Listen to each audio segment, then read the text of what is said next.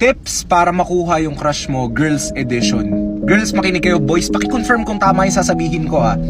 Girls, okay lang na medyo magparamdam kayo ng senyales sa crush nyo na gusto nyo siya. Nang mag-first move kayo.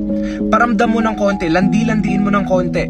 Pero pag naramdaman mo na kumakagat na yung lalaki sa'yo, medyo mag-back off ka. I-ghost mo ng konti. Iparamdam mo na hindi siya importante sa'yo. Kasi for some reason, kaming mga lalaki, gusto namin yung chase. Gusto namin naghahabol. Gusto namin nahihirapan kami for some reason. Kaya ang gagawin nyo lang, iparamdam nyo na nakikipaglandian ka. Pero hindi ka ganun kadali makuha. Iparamdam mo na kaya mo na mawala sa'yo yung tao. Kasi ganun yung mundo. Hindi ko maintindihan bakit gustong nahihirapan ng mga tao. Paki-confirm na lang, boys.